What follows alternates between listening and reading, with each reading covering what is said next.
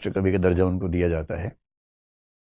उनकी बहुत किताबें हैं, शानदार किताबें हैं। सबसे बढ़िया जो किताब है उसका नाम भारत भारती है, और उसमें वो जो अतीत खंड है बताते हैं कि हमारा अतीत किन मामलों में अच्छा रहा, महान रहा। तो उसमें एक बड़ी प्रसिद्ध पंक्ति है, संसार को पहले हमी ने ज्ञान शिक्षा दान की, संसार को पहले हमी ने ज्ञान शिक्षा दान की, आचार की, व्यवहार की, व्यापार की, विज्ञान की।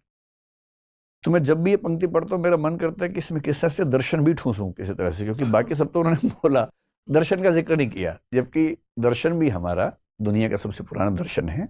वो बात तो आनी चाहिए। तीसरा कारण बहुत पर्सनल है। पर्सनल ये है कि मेरी वजह से मेरे परिवार में कुछ व्यक्तियों को फिलॉसफी पढ़ने का शौक इस बीच में हो गया, जिनमें एक मेरे बड़े भैया अमेरिका में रहते हैं पिछले 15-20 साल से, वो भी शामिल है। तो उनको मैंने पिछले साल एक किताब सजेस्ट की थी, सोफीज वर्ल्ड, जो उन्होंने पढ़ी और बड़ा खुश होकर पढ़ी। और कुछ दिन पहले उन्होंने कहा कि यार विकास, बाकी सब ठीक है, इससे पूरा वेस्टर्न फिलोसफी समझ में आ गई, पर इंडियन फिलोसफी के लिए कोई ऐसा रेफरेंस नहीं मिल पा रहा जो हम पढ़ें, जहां से पढ़ें चीजें आसान रूप में मिले। तो मैंने उनसे कहा, वैसे तो घर की मुर्गी दाल बराबर होती है, लेकिन आप थोड़ा भरोसा कर सके तो मैं खुद ही उस पर शुरू करता हूँ। तो एक कारण ये भी है कि इंडियन सही शुरू करते हैं। बहुत सारे ऐसे लोग हैं, क्योंकि पश्चिमी दर्शन पे बहुत सारे रिसोर्सेज मिल जाते हैं, भारतीय पर नहीं मिलते। तो भारतीय दर्शन पे कुछ दिन चर्चा करके उसको समझते हैं, फिर हम पश्चिम की ओर बढ़ेंगे। देखिए, भारतीय दर्शन को समझने का मतलब क्या है, आज हम दो बातों पर गौर करेंगे। आज एक इंट्रोडक्शन रखेंगे भारतीय दर्शन का, तो उसमें दो बातों पर गौर कर सकते हैं। एक गौर तो ये कर सकते हैं कि पूरी इंडियन फिलोसफी कैसे कैसे डेवलप हुई, एक उसका हिस्टोरिकल पर्सपेक्टिव क्या है, इसका ऐतिहासिक अनुक्रम क्या है, या हिस्टोरिकल पर्सपेक्टिव क्या है। हमारी टीम ने कुछ कमेंट्स भेजे, कहा कि कुछ लोग ऐसे हैं जो हिंदी सुनते हैं लेकिन पढ़ नहीं पाते, तो आप बोर्ड पे थोड़ा सा अंग्रेजी में ज़्यादा लिखेंगे तो उनको समझ में आ जाएगा। तो भाई ये जो लिखा है इसको देवनागरी में भारतीय दर्शन कहते हैं, इंडियन फिलोसफी समझ लीजिए, ठीक है। एक तो देखेंगे उसका हिस्टोरिकल पर्सपेक्टिव, वेद से शुरू होकर, क्यों ना हम ओशो रजनीश तक ही समझ लें, कैसे कैसे डेवलपमेंट्स हुई, कब क्या हुआ, किसने क्या किया, ताकि एक फ्रेम बन जाए। एक क्लासिफिक दर्शन का सामान्य जो मिजाज है वो क्या है, सामान्यतः वो किस तरह से चीजों को देखने का आदी रहा है। अगर मैं आपसे पूछूं कि आप किस दर्शन को मानते हैं, शायद आप बता नहीं पाएंगे, क्योंकि आप किसी को एग्जैक्टली मानते नहीं। पर आश्चर्य की बात है कि जितनी आपकी दार्शनिक मान्यताएं हैं वो सारी की सारी भारतीय दर्शन में हैं। जैसे आपको अपना दर्शन नहीं पता, पर आपको ये पता है कि मृत्यु के बाद पुनर्जन्म होता है। आप में से अधिकांश की राय में ऐसा होता होगा। तो पुनर्जन्म भी तो दर्शन है ना, दार्शनिक धारणा है।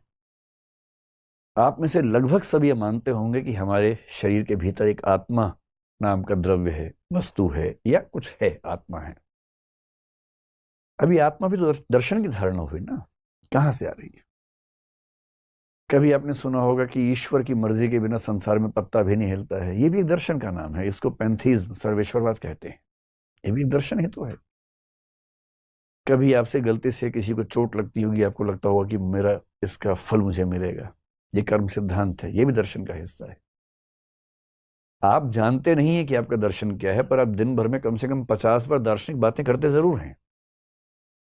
आप सब दार्शनिक हैं, बस पता नहीं कि आप दार्शनिक हैं। ऐसा होता है, नॉर्मल बात है, सामान्य बात है। इसलिए हम सब दार्शनिक हैं, अनिवार्य है। हम चाहकर भी अदार्शनिक नहीं हो सकते। बस ये होता है कि हमें पता नहीं होता कि हमारी कौन कौन सी मान्यताएं हैं और वो कहां कहां से आ रही हैं, उनके रूट्स क्या हैं। वही आज समझने का प्रयास करेंगे।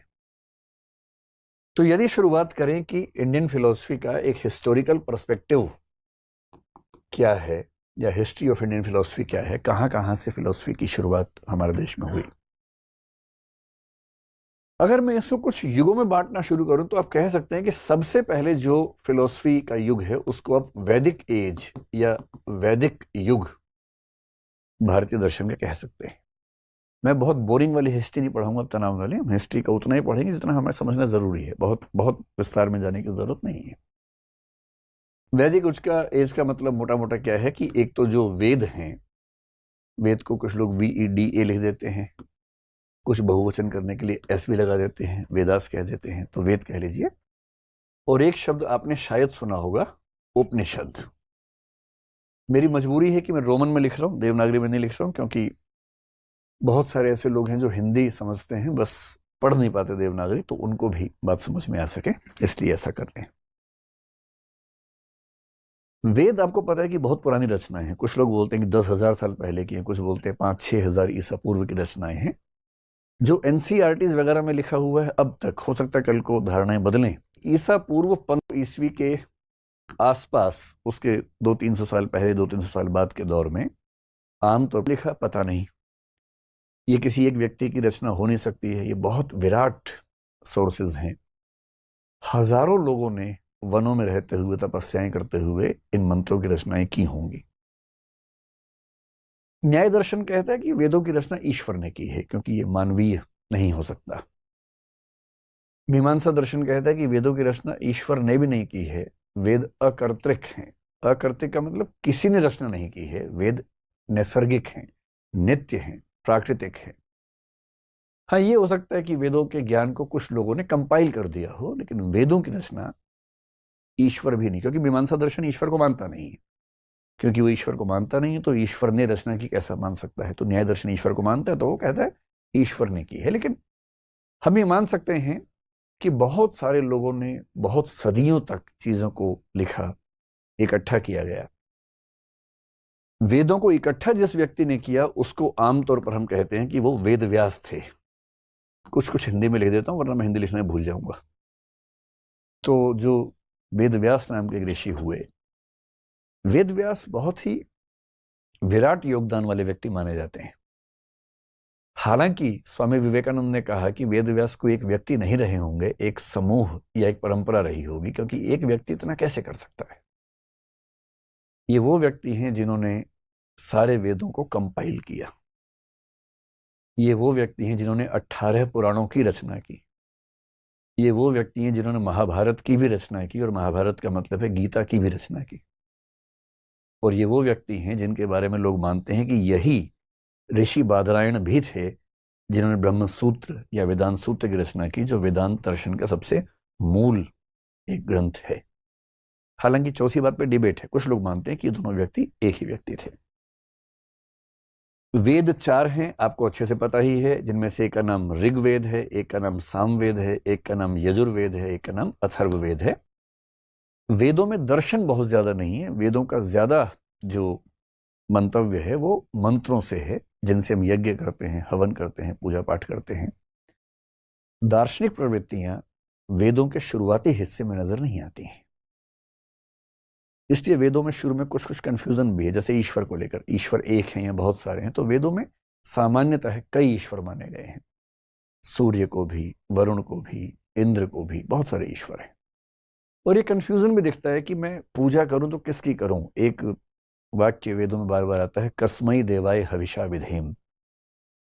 फिर इस कंफ्यूजन का समाधान क्या निकाला गया कि अरे भाई, सब रास्ते एक ही रास्ते हैं। एकम सद्विप्रा बहुधा वदंती, इसमें ऋग्वेद में कहा गया है। एक ही सत्य है, अलग अलग तरीके से कहा जाता है।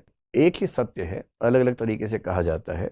अग्नि यमम मातरेश्वान माहु, अग्नि कहो, यम कहो, मातरेश्वान कहो या माहु कहो, सत्य एक ही है। एकम सद विप्रा बहुधा वदंती। लेकिन वेदों में आपको हल्का हल्का कंफ्यूजन दिखेगा, क्योंकि उस समय शुरुआती चिंतन हो रहा है और ये निश्चित नहीं हो पा रहा कि हम ब्रह्मांड की व्याख्या कैसे करें। हर वेद के 4 हिस्से माने जाते हैं, जिसमें पहले हिस्से का नाम होता है संहिता। और संहिता का बेसिक मतलब है मंत्र, जिन मंत्रों से हम पूजा पाठ करते हैं। तो जब भी आप वैदिक मंत्र सुनेंगे तो इसका मतलब है कि वो वेद का कौन सा हिस्सा है? संहिता। संहिता के बाद दूसरा हिस्सा होता है जिसको बोलते हैं ब्राह्मण। ब्राह्मण का बाद में तो वर्ण व्यवस्था में ये एक वर्ण का नाम हो गया, लेकिन ब्राह्मण का बेसिक मतलब वेदों में है कि जब पूजा पाठ होगा उसके विधि विधान क्या होंगे। उन विधि विधानों का वर्णन ब्राह्मण कहलाता है।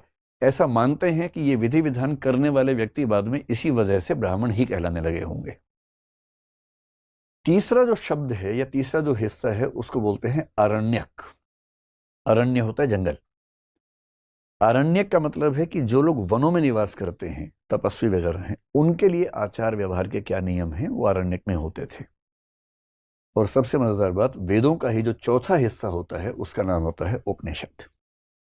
इसलिए उपनिषद कोई अलग चीज नहीं है, उपनिषद वेदों का ही हिस्सा है। बहुत सारे उपनिषद माने जाते हैं। आपने सुना होगा कि उपनिषद 108 माने जाते हैं, जिनमें से लगभग 10 से 12 बड़े महत्वपूर्ण हैं। जैसे बृहदारण्यक बहुत महत्वपूर्ण है, छांदोग्य बहुत महत्वपूर्ण है। सबसे दो पुराने उपनिषद जो हैं बृहदारण्यक और छांदोग्य माने जाते हैं। अगर आप देखेंगे तो बृहदारण्यक उपनिषद का संबंध किससे है, तो हमारा जो वेद है उसमें यजुर्वेद जो है बृहदारण्यक इससे जुड़ा हुआ है, इसके अंतर्गत है। सामवेद के अंतर्गत छांदोग्य उपनिषद आपको अंतिम हिस्सा मिलेगा। और क्योंकि उपनिषद वेदों का ही अंतिम हिस्सा है, इसलिए उपनिषदों का एक नाम वेदांत भी होता है। और वेदांत का मतलब है वेदों का अंतिम हिस्सा। उपनिषद जो है ना वो है फिलॉसफी। शायद इस पूरी दुनिया में उस समय तक वैसी फिलॉसफी को सोच भी नहीं पाया होगा जितनी गहरी फिलॉसफी उपनिषदों में दिखती है, वेदांत में दिखती है। इसलिए अगर आपको समझना हो कि भारतीय दर्शन के शुरुआती स्तर पर दर्शन का सबसे गहरा बिंदु कहां दिखता है, वो क्या है, उपनिषद है। 10-12 उपनिषद बहुत महत्वपूर्ण हैं। और उपनिषदों में लगभग वो सारी धारणाएं जो आप आज मानते हैं आ चुकी थी। आत्मा होती है या नहीं, वेदों में कहीं कहीं हल्का सा कंफ्यूजन दिख सकता है, लेकिन उपनिषदों तक आते आते आत्मा निश्चित हो गई है कि आत्मा नाम की एक संरचना है। फिर एक मोक्ष की धारणा आपने सुनी होगी, जिसको लिबरेशन कह देते हैं, मुक्ति कह देते हैं। मोक्ष की धारणा भी उपनिषदों में स्पष्ट हो गई है। कहीं कहीं स्वर्ग का जिक्र आता है, लेकिन भारतीय परंपरा में मोक्ष सबसे ऊंचा आदर्श माना गया, वो उपनिषदों में स्पष्ट हो चुका है। फिर आपने एक पुनर्जन्म यानी कि रीबर्थ नाम की चीज सुनी होगी। और भारत के लगभग सब लोग मानते हैं कि हम मरने के बाद पुनः पैदा होते हैं, और हम जो पैदा हुए हैं उसके पीछे भी हमारा जन्म रहा है। ये जो धारणा है, ये धारणा उपनिषदों में स्थिर हो चुकी है पूरी तरह से। इससे ये सारी की सारी धारणाएं, आत्मा हो, मोक्ष हो या रीबर्थ हो। और आपने एक शब्द सुना होगा, ब्रह्म।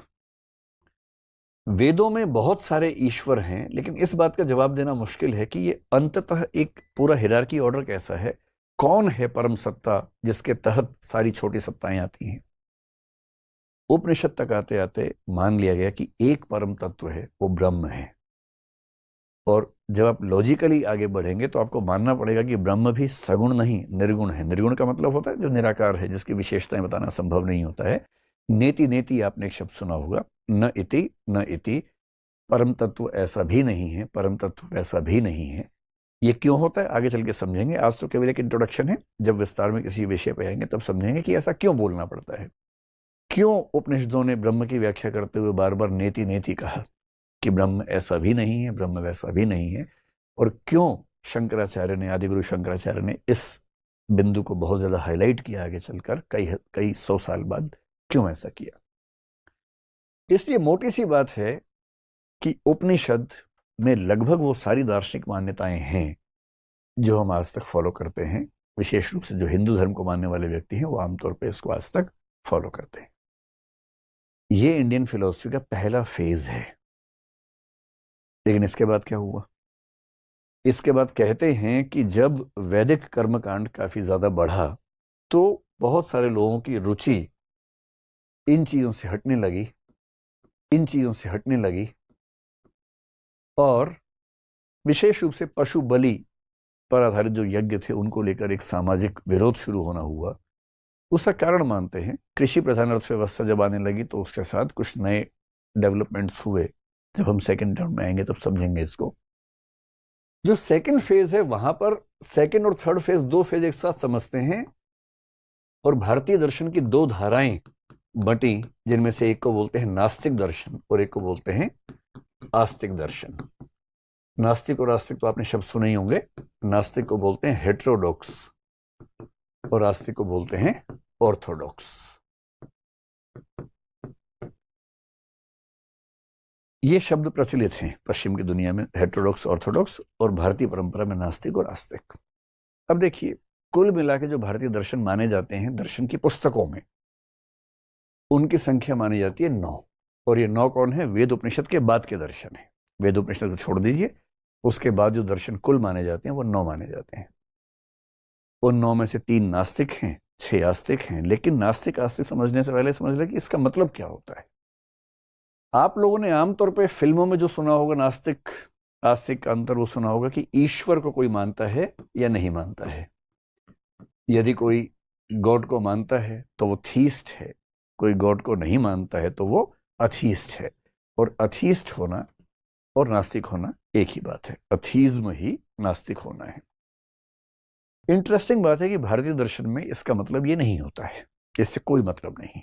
एक दूसरा मतलब कुछ लोग निकालते हैं कि जो लोग परलोक में, परलोक का मतलब ट्रांसेंडेंटल वर्ल्ड, ट्रांसेंडेंटल का मतलब है जो इस दुनिया से, डेंटल से कोई मतलब नहीं इसका, है ना। ट्रांसेंडेंटल का मतलब इस दुनिया से परे की दुनिया। जो मानता है कि इस दुनिया के परे कुछ नहीं है वो नास्तिक है। जो मानता है कि ना, इस दुनिया के परे कुछ है और बहुत महत्वपूर्ण है, वो कुछ ट्रांसेंडेंटल बिलीफ रखता है और उसके बारे में ये कहते हैं कि वो आस्तिक व्यक्ति है। भारतीय दर्शन के क्लासिफिकेशन में आस्तिक का मतलब ये भी नहीं होता है। तो तीसरा क्या हो सकता है? एक तीसरा है, और तीसरा है वेद। जो वेद लिखे गए, और वेद का मतलब यहां उपनिषद से भी हो जाता है, क्योंकि उपनिषद वेदों का हिस्सा ही है, अलग से नहीं। कुछ लोग मानते हैं कि वेद में जो लिखा है वो अंतिम सत्य है, अकाट्य सत्य है, परम सत्य है। हम तो उसको प्रमाण के रूप में मानेंगे, एक प्रूफ के रूप में, टेस्टिमनी के रूप में मानेंगे। इसको भारत में शब्द प्रमाण कहते हैं कि अगर किसी प्रामाणिक व्यक्ति का कथन है, प्रामाणिक ग्रंथ का कथन है, ऑथेंटिक सोर्स से आने वाली बात है, तो वो अपने आप में प्रूफ है, एविडेंस है। तो जो लोग मानते हैं कि वेदों में लिखी बातें एविडेंस हैं, प्रूफ हैं, अपने आप में सच हैं, उन पर कोई डाउट नहीं करना चाहिए, वो वेदों में आस्था रखते हैं, उनको कहते हैं आस्तिक। और जो कहते हैं कि ना भाई, वेदों में लिखी बात ठीक है, ठीक हो भी सकती है, नहीं भी हो सकती है, हम इसी बात से नहीं मान लेंगे कि वेद में लिखा तो सच है, तो हमारी वेदों में वैसी आस्था नहीं है, उनको बोल देते हैं नास्तिक। इससे ध्यान रखना कि भारतीय परंपरा में जब हम क्लासिफिकेशन करते हैं, नास्तिक का मतलब होता है जो वेदों को प्रूफ नहीं मानते, एविडेंस नहीं मानते, प्रमाण नहीं मानते। और ऐसे दार्शनिकों की संख्या 3 है। आपने शायद एक का नाम सुना होगा, चारवाक। जानते हैं इसको? आपके आसपास होंगे 2-4, इनका मिलना ज्यादा आसान काम है। एक दर्शन है जैन दर्शन, जैनिज्म, और एक दर्शन है बौद्ध दर्शन, यानी कि बुद्धिज्म। चारवाक, जैन और बौद्ध, ये तीनों वो दर्शन हैं जो वेदों को प्रमाण के रूप में स्वीकार नहीं करते, क्योंकि ये वैदिक जो स्ट्रक्चर था उसके खिलाफ ही आंदोलन के रूप में उठे थे। और जो वास्तविक दर्शन है उनकी संख्या 6 है, लेकिन वो 2-2 के ग्रुप में काम करते हैं। एक ग्रुप है जिसमें सांख्य और योग, आपने नाम सुना होगा, सांख्य दर्शन और योग दर्शन। डेवलपमेंट का सेकंड एज है वो, दरअसल ये वाली एज है जिसको हम नास्तिक दर्शन कह रहे हैं, ये वाली एज है सेकंड। इस समय चारवाक उठे। आपने ऋषि बृहस्पति का नाम सुना होगा। बहुत इंटरेस्टिंग बात है कि चारवाक दर्शन की रचना करने वाले कौन थे? गुरु बृहस्पति थे। उनकी रचना से चारवाक दर्शन पैदा हुआ। उन्होंने क्यों रचना की, इसकी एक कहानी है, जब चारवाक को पढ़ेंगे तब समझेंगे। जैन दर्शन आपको पता ही है, महावीर जो हैं, जिनको भगवान महावीर जैन लोग कहते हैं, उनकी भूमिका सबसे प्रमुख है। हालांकि वो अकेले नहीं है, वो 24वें तीर्थंकर हैं, तीर्थंकरों की परंपरा के अंतिम तीर्थंकर माने जाते हैं। बौद्ध दर्शन किससे आए? गौतम बुद्ध से आया। आपने ये भी सुना होगा कि जैन दर्शन आगे चल के 2 हिस्सों में बट गया, श्वेतांबर, दिगंबर हो गया। बौद्ध परंपरा भी आगे चलकर 2 बड़ी परंपराओं में बटी, हीनयान, महायान। और अगर आप 1956 को ध्यान रखें तो एक और परंपरा बनी, नवयान। इसलिए बौद्ध परंपरा के 3 जो रास्ते निकले, हीनयान, महायान, और 20वीं सदी में डॉक्टर अंबेडकर के माध्यम से नवयान बना 1956 में। एक वो भी प्रसंग इसमें आता है। तो सेकंड फेज में ये हुआ। अब इस सेकंड फेज के विरुद्ध आप कह सकते हैं कि तीसरा पीरियड शुरू हुआ। और वो कौन सा पीरियड है? जो वेदों और उपनिषदों को फिर से रीइंस्टेट करता है, फिर से स्थापित करने का प्रयास करता है, जो जैन, बौद्ध और चारवाक के खिलाफ खड़ा होता है। और ये लोग कौन हैं? ये वैदिक और औपनिषदिक साहित्य की नई व्याख्याएं करते हैं। पूरी तरह से उस पर बेस न हो तो भी कम से कम उसको प्रमाण मानते हैं। और ये सब कहलाते हैं आस्तिक दर्शन। और आस्तिक कौन? जो वेदों को प्रमाण मानता है। नास्तिक कौन? नास्तिको वेद निंदकः मनुस्मृति में कहा गया है, नास्तिक वो है जो वेद का निंदक है। इस बात पर भारतीय दर्शन में एक सर्वसम्मति है कि नास्तिक का मतलब वो माना जाएगा। सांख्य और योग आपने नाम सुना होगा, ये दोनों दर्शन बहुत क्लोज हैं, इसलिए इनको एक ग्रुप मानते हैं, ग्रुप ऑफ फिलोसफी है। ऐसे ही आपने एक नाम सुना होगा न्याय और एक सुना होगा वैशेषिक। न्याय और वैशेषिक भी एक जॉइंट वेंचर जैसा समझ लीजिए कि दो समूह एक साथ मिलकर काम कर रहे हैं। कुछ हिस्से पर आप काम करेंगे, हम मान लेंगे, कुछ हिस्से पर हम काम करेंगे, आप मान लेंगे। जैसे न्याय दर्शन ने ज्ञान मीमांसा पर ज्यादा काम किया, वैशेषिक ने तत्व मीमांसा पर ज्यादा काम किया और एक दूसरे को मान लिया, तो इससे वो एक ग्रुप बन गया। और जो तीसरा ग्रुप और वेदांत, इन 6 फिलोसफीज को अगर एक साथ जोड़ दें तो इसके लिए भारतीय दर्शन में एक शब्द चलता है, षट दर्शन। षट का मतलब क्या होता है फिलोसफी में? 6, द कॉम्बिनेशन ऑफ 6 फिलोसफीज, षट दर्शन। इसी षट दर्शन को बोलते हैं हिंदू दर्शन। कोई आपसे पूछे कि हिंदू दर्शन क्या है, तो पता होना चाहिए इन्हीं 6 दर्शनों के समूह को बोलते हैं सनातन दर्शन। तो जब कोई व्यक्ति कहे कि मैं सनातनी हूं, तो इसका बेसिक मतलब क्या है कि वो इन 6 दर्शनों में कही गई बातों को प्रमाण के रूप में स्वीकार करता है, इनके प्रति आस्था रखता है। तो ध्यान रखिएगा, हिंदू दर्शन, सनातन दर्शन, षट दर्शन एक ही बात है और इसका मतलब 6 फिलोसफीज का कॉम्बिनेशन है, ग्रुप है। ये 6 दर्शन कहां से आए? देखिए, वेदों में, उपनिषदों में बातें कही गई थी। उस समय तक लिपि का विकास नहीं हुआ था, तो लोग क्या करते थे, याद रख रख के काम चलाते थे, याद रखना पड़ता था सारा। जब आप याद रख के आगे बढ़ेंगे तो ज्यादा लिखना चाहेंगे या कम लिखना चाहेंगे? कम, ताकि याद रखना आसान रहे। तो इस दौर में क्या हुआ, इसको सूत्र युग भी कहते हैं। सूत्र लिखे गए। सूत्र क्या होता है? फॉर्मूला, कि बहुत संक्षेप में एक बात कह दो, उसी में सारी बात आ जाए। जैसे उपनिषदों में कुछ सूत्र हैं जिनको महावाक्य कहते हैं, आपने सुना होगा अहम ब्रह्मास्मि। ये बृहदारण्यक उपनिषद का बड़ा प्रमुख सूत्र है, मैं ही ब्रह्म हूं, अहम ब्रह्मास्मि। फिर आपने सुना होगा तत्वमसि। तत्वमसि एक बहुत महत्वपूर्ण सूत्र है। अगर आप केरल के शबरीमला मंदिर में जाएंगे तो मंदिर के बाहर मुख्य द्वार पर लिखा हुआ है तत्वमसि, तत्त्वम असि, वह तुम हो। इनको बोलते हैं महावाक्य। अब ये जो सारे के सारे सूत्र हैं, इसी तरह के बहुत सारे सूत्र इस तीसरे फेज में बने और इन सारे दर्शनों का एक एक सूत्र कहलाता है। सांख्य दर्शन क्या है? तो एक व्यक्ति ने सांख्य सूत्र की रचना की जिसका नाम है कपिल मुनि। सांख्य सूत्र आज तक मिला नहीं है हमें। आज तक हम सांख्य सूत्र के बारे में सुनते हैं, पढ़ते हैं, पर सांख्य सूत्र अब तक मिल नहीं पाया है।